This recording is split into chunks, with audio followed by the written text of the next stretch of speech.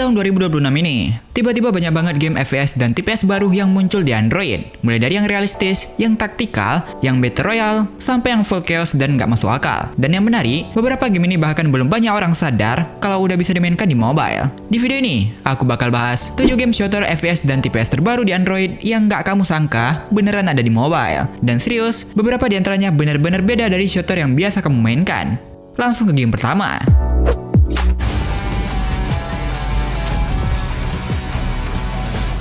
Fortnite. Game ini dulu sempat dilarang dari Play Store, tapi sekarang dia balik lagi. Dan ini bukan sekedar comeback biasa. Fortnite itu punya identitas beda. Dari mekanik building yang intens, live event yang selalu gila-gilaan, sampai kolaborasi yang nggak ada habis-habisnya. Itulah yang bikin Fortnite selalu terasa hidup. Bukan cuma sekedar game tembak-tembakan. Banyak yang bilang Fortnite itu ribet karena harus jadi tukang bangunan sambil perang. Tapi tenang aja, ada mode Zero Build yang bikin persaingan jadi murni soal aim dan taktik. Nggak ada bangun-bangunan segala. Di 2026, Fortnite akhirnya resmi balik lagi ke Android lewat Play Store dan juga di iOS lewat App Store. Setelah sebelumnya sempat hilang karena konflik panjang. Sekarang aksesnya jadi jauh lebih gampang. Dan bukan cuma itu, ini yang paling kerasa. Versi mobilenya sekarang makin mendekati PC dan konsolnya. Lebih stabil, update barengan, dan performanya jauh lebih smooth dari sebelumnya. Kalau kamu dulu sempat ninggalin Fortnite, ini mungkin jadi momen terbaik buat balik lagi dah. Tapi kalau kamu pikir semua shooter itu cuma soal refleks, game berikutnya bakal buktiin kalau strategi itu jauh lebih penting.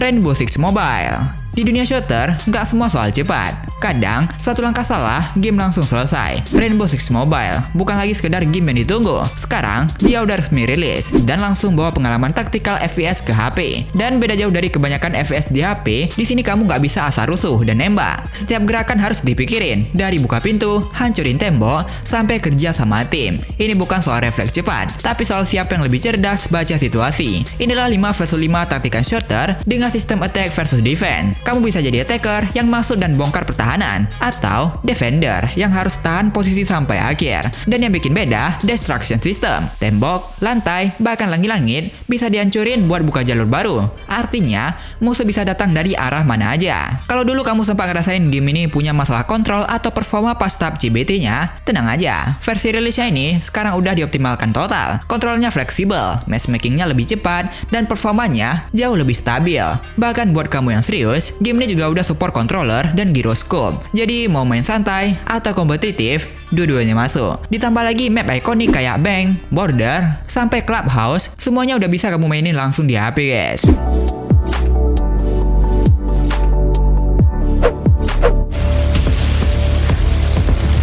Stray Shot. Di game ini, mati bukan cuma berarti kalah, tapi semua yang kamu bawa hilang. Stray Shot bukan sekedar shooter biasa. Game ini gabungin konsep Battle Royale dengan sistem extraction yang jauh lebih kejam. Artinya, kamu masuk bawa gear terbaikmu, cari looting, selesaikan misi. Tapi kalau gagal keluar hidup-hidup, semuanya hangus. Di mode extraction, kamu bakal berburu target bernilai tinggi, ambil data yang penting, lalu kabur sebelum tim lain ngejar kamu. Semakin langka loot yang kamu bawa, semakin besar juga risiko yang kamu hadapi. Dan bukan cuma itu, ada juga mode Battle Royale dengan twist. Kamu harus nyelamatin hostage dan bawa dia ke safe zone. Buat kamu yang cuma pengen santai, warm up, atau asa aim, bisa banget, karena ada mode TDM, sistem clan war, sampai turnamen, dan beberapa mode lainnya. Di sini kamu bisa seru-seruan tanpa harus takut kehilangan barang. Jadi, kamu punya pilihan nih, mau main santai buat pamer skill menembak, atau masuk ke zona extraction buat ngerasain sensasi taruhan nyawa yang sesungguhnya. Dan yang bikin menarik, game ini belum banyak dibahas. Buat kamu yang bosan shooter biasa, ini bisa jadi pengalaman yang jauh lebih intens. Kalau Rainbow Six ngajarin kamu buat mikir, Stray Shot maksa kamu buat ngambil resiko.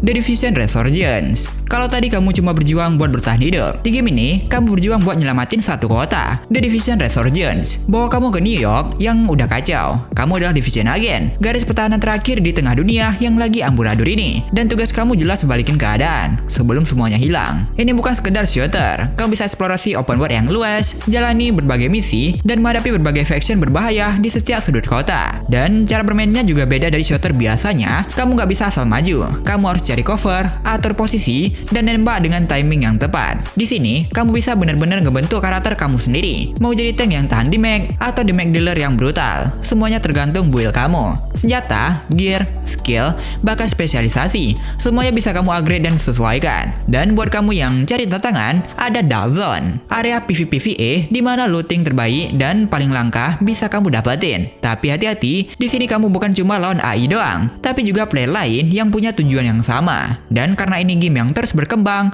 konten baru, cerita baru, dan tantangan baru yang akan terus ditambah seiring waktu. Jadi keseruan game ini nggak bakal cepet habis.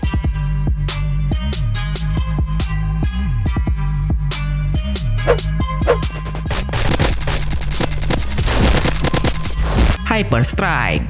Kalau kamu capek sama shooter yang terlalu ribet, game ini lebih simple, tapi tetap butuh skill. Beda sama CODM, game ini nggak ada operator skill aneh-aneh, nggak ada bom nuklir, nggak ada jet tempur, yang ada cuma kamu, lawan, drone, dan peluru yang beneran punya recoil sama bullet drop. Ini FPS yang bersih, yang fokus ke recoil, aim, positioning, plus sedikit tactical gadget buat yang suka pinter-pinteran.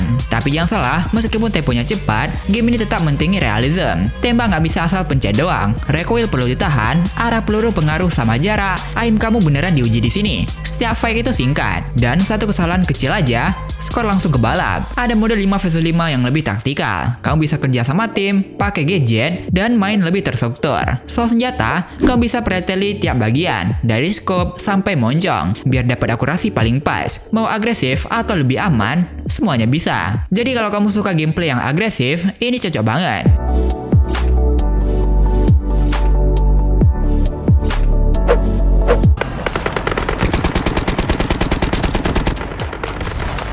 Well Creek 1 Firestorm. Game ini sempat hilang beberapa bulan dan tiba-tiba muncul lagi di Play Store. Well Creek 1 Firestorm adalah FPS dengan settingan Perang Dunia Pertama, tema yang jarang banget dipakai di game mobile. Dan ini langsung bikin feel-nya beda dari shooter kebanyakan. Setelah sempat hilang sejak CBT kemarin, game ini akhirnya muncul lagi di April 2026. Tapi sampai sekarang, lagi dan lagi, belum ada tanggal rilis global resminya. Berbeda dari shooter modern, di sini kamu bakal ngerasain senjata klasik dengan tempo yang lebih berat, reload lebih lambat, senjata nggak sespray game modern, dan positioning jadi lebih penting. Artinya, salah langkah dikit, kamu langsung kalah posisi. Jadi tiap duel terasa lebih berat dan realistis. Ini bukan game cepat kayak Hyper Strike, dan bukan juga tactical modern kayak Rainbow Six. Ini lebih ke shooter klasik dengan tempo yang lebih pelan, tapi lebih tegang. Match-nya juga cukup besar, mulai 6 vs 6 sampai 10 vs 10, dengan mode seperti team deathmatch dan perebutan area. Jadi bukan cuma duel, dan yang bikin beda dari kebanyakan shooter mobile, di sini kamu bahkan bisa pakai tank di tengah pertempuran. Tank bisa dipakai buat nembus pertahanan, bantu tim maju, dan kalau satu tim berhasil kuasai tank, match-nya bisa langsung kembali. Ini bikin gameplaynya nggak monoton. Dan yang bikin menarik, game ini masih belum full release, tapi udah bisa kamu coba sekarang. Buat kamu yang pengen coba sesuatu yang beda dari shooter biasanya, ini salah satu yang wajib kamu pantau.